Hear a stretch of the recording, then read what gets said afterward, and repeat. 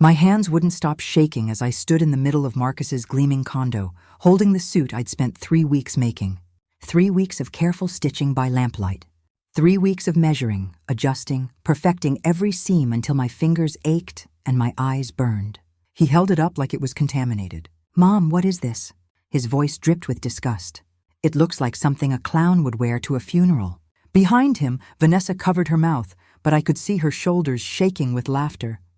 Her perfectly manicured nails caught the light as she turned away, unable to even look at me. I tried to speak, but my throat had closed.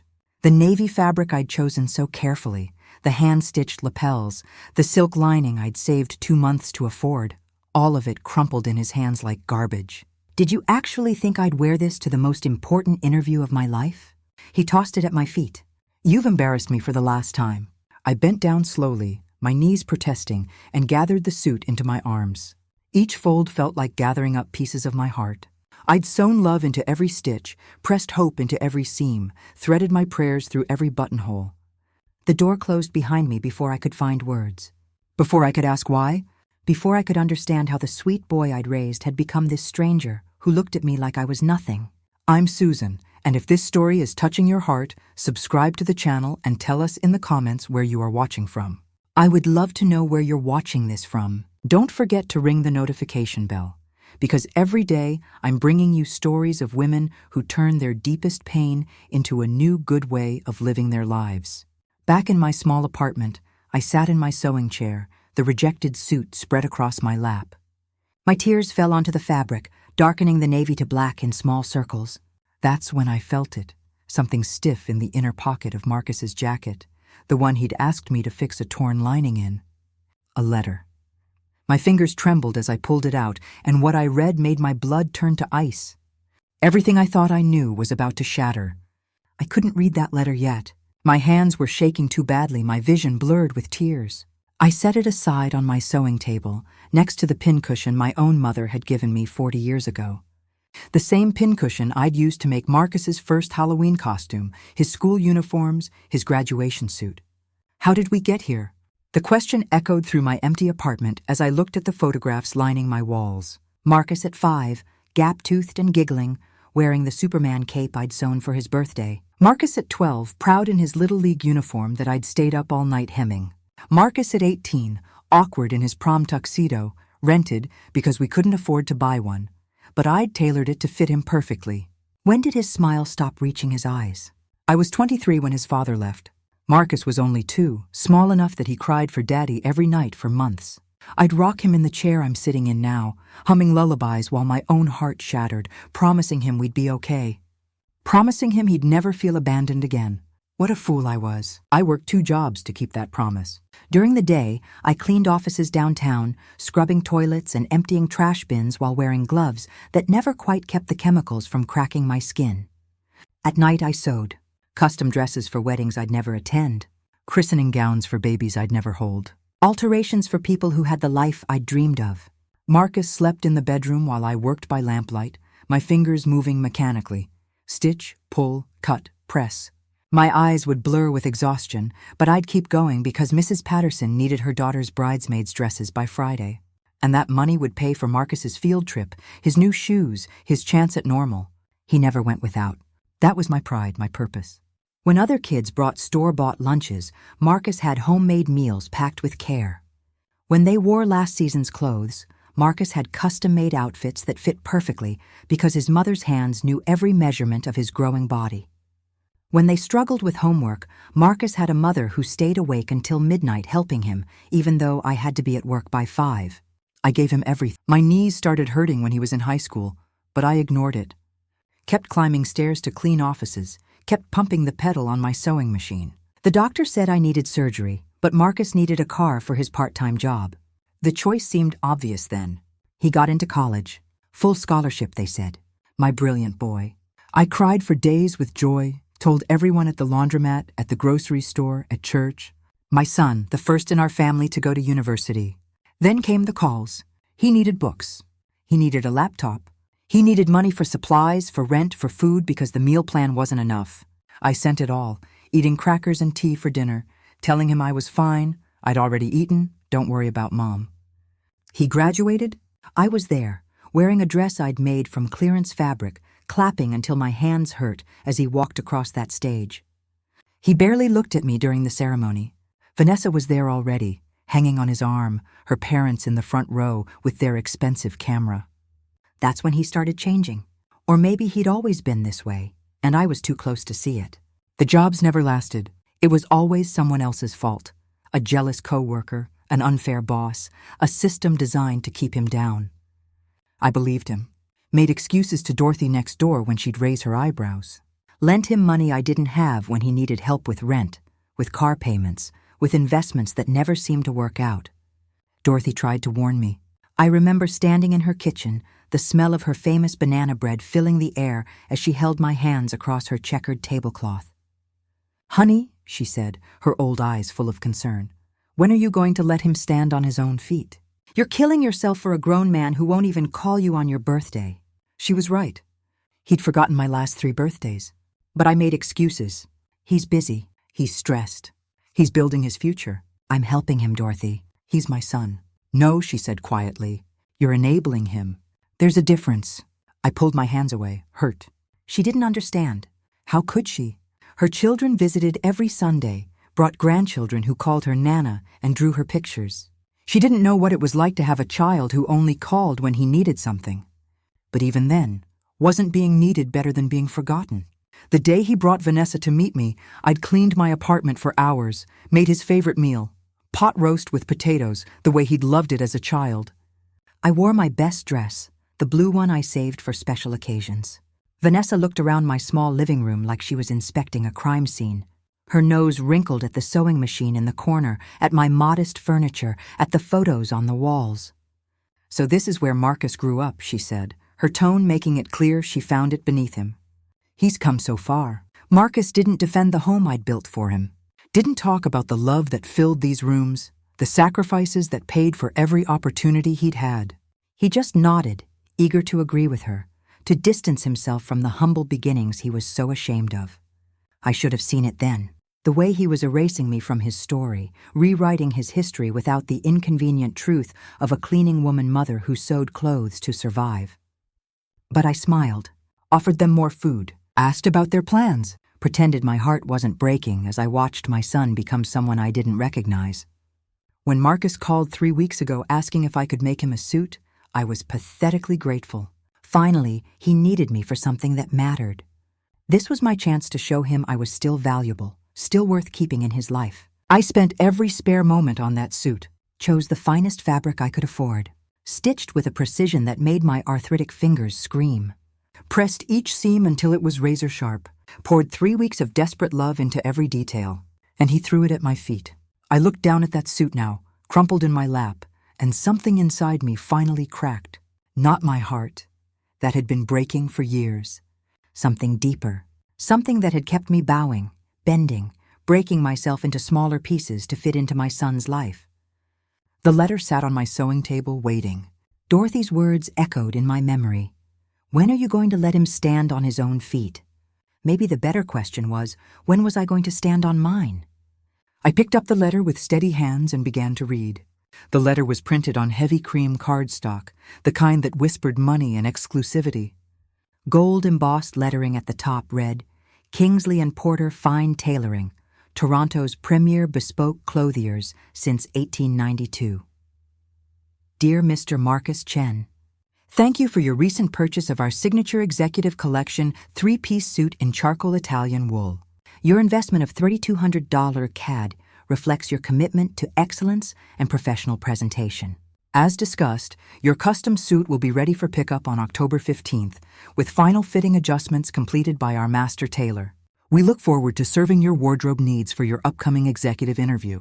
The date at the top was September 20th, 3 days before Marcus had called me, voice dripping with false sweetness, asking if I could possibly help him out with a suit for the most important interview of his life. I read it again, then again. The words didn't change. He'd already bought a $3,000 suit before he asked me to make one, before he let me spend 3 weeks destroying my fingers and my eyes, before he let me believe I was helping him, that I was needed, that I mattered. The paper slipped from my hands and floated to the floor. He'd played me, used me. Let me exhaust myself for nothing, no, worse than nothing. For his entertainment, for the sick pleasure of rejecting me, of crushing the hope he'd deliberately planted in my desperate heart. I don't know how long I sat there staring at nothing. The afternoon light faded to evening, and still I couldn't move, couldn't think, couldn't process the calculated cruelty of what my son had done. The knock at my door startled me back to consciousness. "It's me, honey." Dorothy's voice was gentle through the wood. "I brought soup. I didn't want to see anyone. Didn't want to admit what a fool I'd been. But Dorothy had a key for emergencies, and I heard it turning in the lock." She took one look at my face and set down the soup container, wrapping her small arms around me without a word. I crumpled into her shoulder, sobbing in a way I hadn't allowed myself to cry in years. Not quiet, polite tears, but ugly, gasping, body-shaking sobs that tore out of me like they'd been trapped for decades. When I could finally breathe again, she made me tea, sat me down at my small kitchen table, picked up the letter from the floor and read it, her expression growing harder with each line. "That bastard," she whispered. "That absolute bastard." I almost laughed at hearing gentle Dorothy curse. Almost. "There's more," I said, my voice hollow. "He left his old tablet here last month. Said the screen was cracked and he didn't need it anymore. Asked me to throw it out." Dorothy's eyes narrowed. "But you didn't. I kept it. Thought maybe I could get it fixed, give it to someone who needed it. It's in my bedroom closet." She was already standing. "Get it." The tablet still had charge. Marcus had never bothered to remove his accounts, probably assuming his technologically challenged mother wouldn't know how to access anything. His email was right there, wide open. Dorothy sat beside me as I scrolled, both of us silent, both of us horrified. The first email that caught my eye was from Vanessa's mother, dated 6 months ago. "Marcus, darling, we're so looking forward to meeting more of your family at the engagement party. You've told us so much about being raised by your aunt after your parents passed away. Such tragedy, but look how well you've turned out. A true testament to your resilience. My parents passed away?" I scrolled further, found messages to his college friends, to colleagues, to anyone who would listen, all telling the same story. His mother died when he was young. Sometimes it was cancer, sometimes a car accident, sometimes he didn't specify. But I was always dead, erased, removed from the narrative of his life. He'd killed me off, made himself an orphan, a self-made man who'd overcome tragedy rather than the son of a cleaning woman who'd sacrificed everything. Dorothy's hand gripped mine, her fingers trembling with rage. We kept searching, and what we found got worse. Email after email to elderly people in our building. Mrs. Rodriguez on the 3rd floor, Mr. Kim from the lobby, the Pattersons in 4B. All the same pattern, Marcus befriending them, gaining their trust, then asking for temporary loans for investment opportunities that would benefit everyone. $5,000 from Mrs. Rodriguez, $8,000 from Mr. Kim, $12,000 from the Pattersons. None of it ever repaid. All of it vanished into Marcus's lifestyle, his expensive dinners, his desperate attempts to look like someone he wasn't. Dorothy stood abruptly, pacing my small kitchen. "We have to tell them. We have to report this." "Wait," I said, my hand shaking as I clicked on another folder. "There's something else. Photos, dozens of them. My mother's pearl necklace, the one I'd inherited, the only valuable thing I owned. My grandmother's silver bracelet, the small diamond earrings I'd been given as a wedding present 37 years ago. All of them listed on resale websites. All of them sold. All of them stolen from my jewelry box over the past 2 years. I thought I'd misplaced them. Thought my memory was failing, that I'd put them somewhere and forgotten. I'd even apologized to Marcus once, saying I wished I could give him his grandmother's necklace for Vanessa, but I couldn't find it. He'd hugged me, told me it was okay, said the thought was what mattered. Before we continue, make sure to like this video and subscribe. With your support, we can keep bringing more stories from powerful women that touch the heart of all of us. The room spun. I gripped the edge of the table, trying to breathe through the wave of nausea. "That's theft," Dorothy said flatly. "That's elder abuse. That's fraud." She pulled out her phone. "I'm calling my nephew. He's a lawyer." "No," I said automatically. Then stopped. Why was I protecting him? What was I protecting? Dorothy's eyes softened. "Honey, you know this has to stop. It's not just about you anymore. He's hurting other people, vulnerable people, people who trusted him because he was your son." The weight of that settled over me. Mrs. Rodriguez lived on Social Security. That $5,000 was probably her emergency fund, her safety net. Mr. Kim had mentioned wanting to visit his daughter in Korea. The Pattersons were saving for medical expenses. Marcus had stolen their security, their dreams, their futures, and he'd used my reputation, my relationships, my place in this community to do it. I nodded slowly. Call him. While Dorothy made the call, I kept scrolling through the emails. Found message after message of Marcus complaining about me to Vanessa, mocking my clothes, my apartment, my job, joking about how pathetic I was, how desperate for his attention. One message made me stop breathing.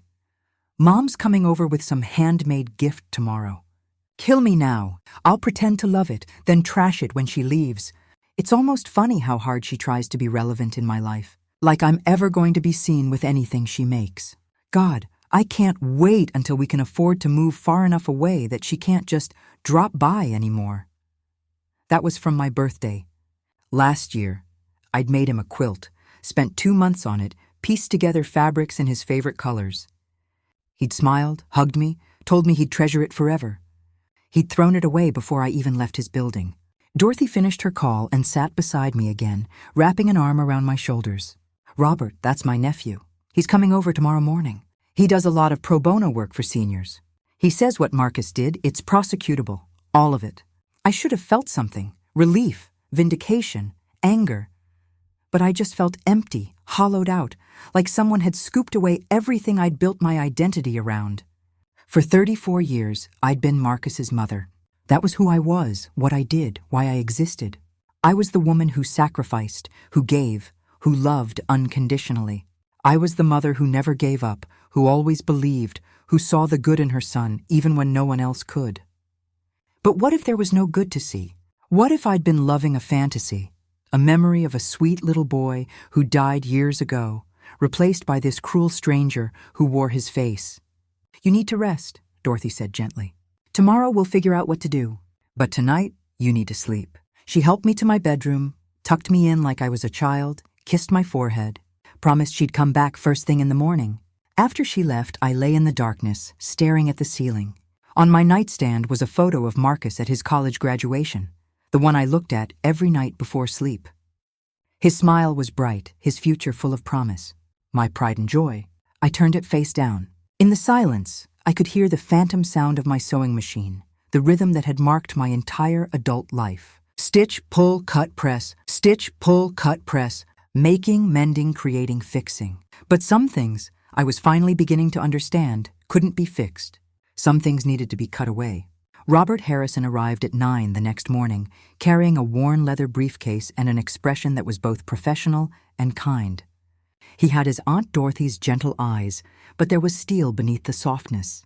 He sat at my kitchen table, the same table where I'd helped Marcus with homework, where I'd packed his lunches, where I'd counted pennies to make ends meet.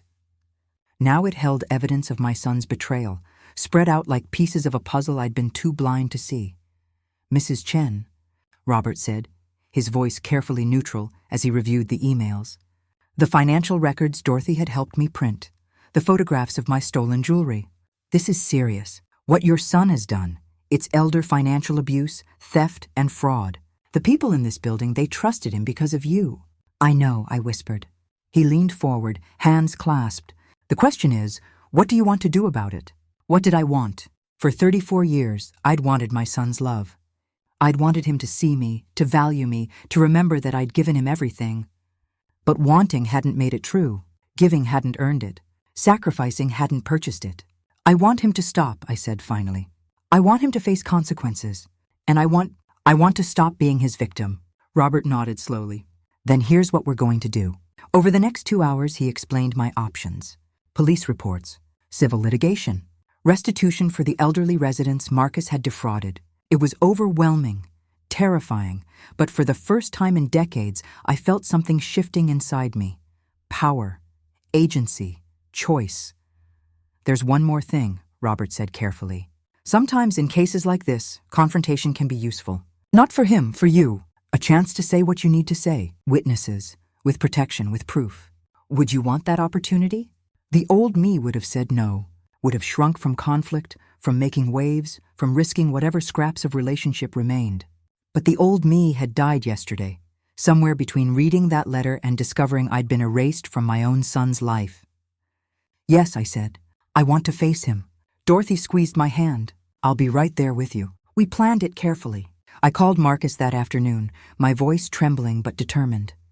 I need to talk to you, I said, about the suit. I want to apologize. I could hear the smirk in his voice. Finally realized how embarrassing it was, huh? I swallowed the anger. Can you come to my apartment tomorrow? Bring Vanessa. I want to apologize to both of you. He agreed, probably eager to hear me grovel, probably planning to tell Vanessa about it later, to laugh at his pathetic mother one more time. Let him come. Let him think he'd won. The next evening, I cleaned my apartment. Not the desperate, anxious cleaning I'd done before Vanessa's first visit, trying to make my humble home acceptable. This time, I cleaned for me, cleared space, made room for what was coming. Dorothy arrived first, then Robert with a briefcase full of evidence. We arranged chairs in my small living room facing the door. When Marcus knocked, my heart hammered so hard I thought I might faint. But I stood, smoothed my dress, and opened the door. He walked in with Vanessa, both of them dressed like they were going somewhere important after this, somewhere that mattered more than I did. Marcus's eyes swept the room, landing on Dorothy and Robert with confusion. What's this? His voice had an edge of suspicion. Sit down, I said, please. Something in my tone made him hesitate. Vanessa clutched his arm, her eyes narrowing. Marcus sat slowly on my old couch, the same couch where I'd read him bedtime stories, where we'd watched cartoons on Saturday mornings, where I'd held him through nightmares. That couch remembered a different boy, a boy who no longer existed. I remained standing, Dorothy on one side, Robert on the other. You wanted an apology, I began, my voice steadier than I'd expected. You wanted me to admit that the suit I made was an embarrassment. Marcus leaned back, crossing his arms. That would be a start. I pulled the letter from my pocket, the one from Kingsley and Porter Fine Tailoring. Watched his face drain of color as I read it aloud, every word a nail in the coffin of his deception. You already had a suit, I said. A $3,000 suit. You let me work for 3 weeks knowing you'd throw my work in my face. Knowing you'd humiliate me. Why, Marcus? Why would you do that? He recovered quickly, shifting to anger. So what, you loved playing the martyr.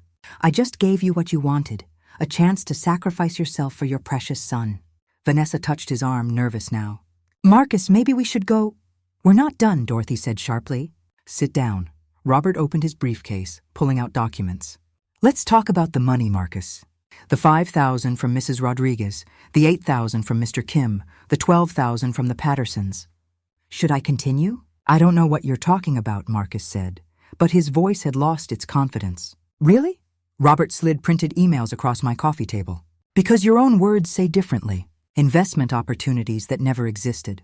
Loans you never intended to repay. Using your mother's reputation to defraud vulnerable seniors. Those were investments, Marcus protested weakly. Business deals that didn't work out. They were theft, Robert interrupted. And we have everything documented. Emails, bank records, witness statements. I pulled out my phone, showing him photos of my mother's jewelry on resale websites. And these? My grandmother's pearls? The bracelet you knew meant everything to me. Marcus's jaw clenched. You weren't using them. They were just sitting there. They were mine. My voice cracked, years of suppressed anger finally breaking free. They were my mother's, my grandmother's, the only pieces of my family I had left. And you sold them like they were garbage. Like I was garbage. You are garbage, Vanessa suddenly hissed, standing. You're pathetic. Marcus told me all about you, the cleaning lady who thinks she's better than she is.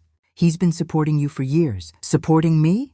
I laughed, a harsh sound I didn't recognize. I have never asked him for a single dollar, but he's asked me for thousands. Borrowed, he called it, knowing he'd never repay. That's not true, Marcus said, but his eyes wouldn't meet mine. Isn't it? I pulled out more emails, the ones where he'd mocked me to his friends. Read them aloud, each word a small death. Listen to my son's written laughter at my expense. His jokes about my poverty, my desperation, my pathetic attempts to remain relevant in his life. Vanessa's face had gone pale. She looked at Marcus like she was seeing him for the first time. And my favorite, I said, my voice breaking now, the email where you told Vanessa's parents I was dead, that you were raised by an aunt, that you were an orphan who'd overcome such tragedy. I pulled out the printed email, held it up like evidence in a trial. You killed me off, Marcus, erased me, made yourself the hero of a story where I didn't exist. where my sacrifices, my love, my entire life meant nothing. Mom, he started, and the words sounded foreign in his mouth. Don't, I said sharply. Don't call me that. You lost the right to call me that when you decided I was worth more dead than alive in your narrative. Robert stood, professional and calm. Marcus, you have two choices. You can cooperate, pay full restitution to everyone you've defrauded, return what was stolen, and accept the legal consequences. Or we file a police report tomorrow, and you'll be facing criminal charges for elder abuse and fraud. You're bluffing, Marcus said, but he was sweating now. She won't do it. She's my mother. She won't. Watch me, I said. The words hung in the air, powerful and final. Marcus looked at me then, really looked at me, maybe for the first time in years, and what he saw made him recoil. Not the desperate, loving mother he'd manipulated, not the servant he'd used and discarded, someone who was done. You can't do this, he said, voice rising. After everything I've been through, everything I've had to deal with, everything you've been through. Dorothy stood, her small frame vibrating with fury. Your mother worked 2 jobs to raise you, destroyed her body so you could have opportunities, gave up everything, her health, her dreams, her life, for you. And you repay her by stealing from her, mocking her, erasing her? Marcus turned to me, desperation replacing arrogance. Mom, please. I made mistakes, okay? I'll pay everyone back. I'll make it right. Just don't do this. Don't destroy my life. I felt nothing. No sympathy. No maternal urge to protect him. No desire to fix what he'd broken. I didn't destroy your life, Marcus, I said quietly. You did. With every lie, every theft, every moment you chose cruelty over character. I'm just refusing to clean up your mess anymore. Vanessa grabbed her purse. I'm leaving. This is insane. She stormed out. Marcus started to follow, then turned back, his face twisted with rage. You were never a good mother, he spat. You smothered me, made everything about your sacrifices. I couldn't breathe under the weight of what you expected me to be grateful for. Maybe you're right, I said, and my voice was steady, clear. Maybe I wasn't a good mother. Maybe I gave too much, expected too little, enabled your worst instincts. But I was always a mother. You were never my son. You were my project, my purpose. My excuse to never ask what I wanted, what I deserved, who I could have been. I stepped closer, looked him in the eyes, and I'm done. Done sacrificing, done shrinking, done apologizing for taking up space in my own life. You want to blame me for your failures? Fine, but you'll do it from a distance. You are not welcome in my life anymore. His mouth opened, closed, opened again. Then he turned and walked out, slamming the door so hard my photographs rattled on the walls. In the silence that followed, I stood in my small living room, trembling. Dorothy wrapped her arms around me, and I leaned into her, feeling both empty and somehow impossibly free. It's over, she whispered. You did it. It's over. But it wasn't over, not yet. It was just beginning. 6 months later, I sat in my sewing room, but everything had changed. The same chair, the same window with afternoon light streaming through, the same vintage Singer sewing machine that had been my companion for decades. But the woman sitting there, she was someone new. I was making a dress, not for a client, not for someone else's special occasion, not out of necessity or obligation or desperate hope that my work might earn someone's love. For me, the fabric was silk, emerald green, completely impractical and absolutely beautiful. It flowed through my fingers like water, catching the light as I guided it under the needle. Each stitch was deliberate, joyful, mine. Dorothy knocked and entered without waiting, carrying her usual offering of tea and something freshly baked. Banana bread today, filling my apartment with warmth and cinnamon. That's gorgeous, she said, admiring the dress. Where will you wear it? Everywhere, I said, smiling. Nowhere. It doesn't matter. I'm making it because I want to. She squeezed my shoulder, understanding everything I wasn't saying. The legal proceedings had moved faster than I'd expected. Robert had been thorough, meticulous, relentless. Marcus faced charges for elder financial abuse and fraud. The evidence was overwhelming. His own emails, his own words, condemning him more effectively than any testimony could. He tried to fight it at first. Hired a lawyer he couldn't afford. Made threats. Sent messages through mutual acquaintances, people from church who thought surely there had been some misunderstanding, some way to reconcile mother and son. I'd blocked his number, changed my locks, refused every attempt at manipulation masquerading as reconciliation. Vanessa left him 2 weeks after our confrontation. Apparently, learning your fiancé had lied about his dead mother and stolen from elderly people wasn't the foundation for a lasting relationship. Who knew? The thought made me smile, just a little.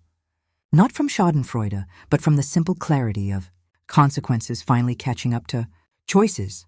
Mrs. Rodriguez got her 5,000 back. Mr. Kim booked his flight to Korea. The Pattersons could afford the medical treatment they'd been postponing. Restitution, the legal papers called it. Justice, I called it. Not just for them, for me too. My mother's pearls were gone forever, sold to someone who'd never know their history. But Robert had insisted on compensation for them, for the bracelet, for the earrings. The money sat in my bank account, more than I'd had saved in years. I could have used it to repair my aging sewing machine, to fix the leak under my kitchen sink, to replace the worn carpet in my bedroom. Instead, I'd bought silk. Emerald green silk that served no purpose except beauty. Dorothy poured tea, settling into the chair across from me. Have you heard from him? No, I said, and the word held no pain. Just fact, just truth. Marcus had pleaded guilty as part of a deal Robert negotiated. Community service, probation, a record that would follow him. Not prison, but not freedom either. Not the punishment some thought he deserved, but enough. Enough to mark him, to remind him, to maybe, though I didn't let myself hope, change him. But that was his journey now, not mine. I joined a group, I told Dorothy, guiding the silk through another seam, for parents estranged from their adult children. How is it? Hard. Honest. I paused, choosing my words carefully. There are 12 of us, mothers mostly, a few fathers, all of us carrying the same weight, the children we lost, not to death, but to choices. Sometimes their choices, sometimes ours, usually both. Dorothy listened, sipping her tea, giving me space to continue. Last week, a woman named Patricia talked about her daughter, how she'd enabled her addiction, made excuses, paid debts, sacrificed everything, just like I did. She said the hardest part wasn't losing her daughter. It was forgiving herself for the years she'd wasted trying to love someone into being who she needed them to be. I set down the fabric, meeting Dorothy's eyes. I understood exactly what she meant. We sat in comfortable silence, the kind that only comes with true friendship. Dorothy had been my anchor through everything, the confrontation, the legal proceedings, the long nights when grief and relief warred inside me. The group leader says I'm grieving, I said finally. Not just Marcus, but the version of myself that only existed in relation to him. The martyr mother, the eternal sacrifice. The woman who found purpose in being needed, even when that need was toxic. And what do you think? I picked up the silk again, feeling its weight, its possibility. I think she's right. I think I'm grieving who I was and learning who I could have been all along. It's terrifying and liberating and lonely and full all at the same time. Dorothy smiled. Sounds like healing to me. The dress took another week to finish. I sewed in the evenings after my new job. I'd quit cleaning offices and started working at a local fabric shop, surrounded by color and texture and creativity. The pay was less, but my knees thanked me and my soul sang. When the dress was complete, I tried it on, standing before my bedroom mirror. The woman looking back was 66 years old. Silver hair, lined face, hands marked by decades of work. But she stood straight, shoulders back, eyes clear. She wore emerald green silk like she deserved it. Because she did. Dorothy took me to dinner that night, to a restaurant I'd never have chosen before. Too expensive, too fancy, too much. We sat by the window, two older women in beautiful dresses, drinking wine and laughing about nothing important and everything that mattered. On the way home, we passed my old apartment building, the one where Marcus and Vanessa had lived. New people in that unit now, new stories, new lives. I didn't feel anything looking up at those windows. No longing, no regret, just distance, healthy, necessary distance. You know what I realized? I said to Dorothy as we walked arm in arm through the cool evening. I spent 66 years trying to earn love from people who couldn't give it. My husband, my son, always trying to be enough, to do enough, to sacrifice enough, to finally be worthy of being cherished. Dorothy waited, patient as always. But worthiness isn't something you earn. It's something you claim, something you give yourself when you stop waiting for someone else to grant permission to matter. She squeezed my arm. Took you long enough. I laughed, the sound carrying into the night. Better late than never. Back in my apartment, I hung the emerald dress in my closet, next to the growing collection of things I was making for myself. A silk blouse, a wool coat, a velvet skirt. Each one a declaration: I am here. I matter. I deserve beauty. On my nightstand, the photo of Marcus remained face down. Someday, maybe, I'd put it away completely. Or maybe I'd turn it back up, able to look at it without pain, without hope, without the crushing weight of should-have-beens. But not yet. Not tonight. Tonight I made tea, settled into my chair, and opened a book I'd been meaning to read for years. Outside, the city hummed with life. Inside, I was finally peacefully whole. The story of the woman who gave everything had ended. The story of the woman who claimed herself was just beginning. If this story moved you, click on the next video that's appearing on the screen now.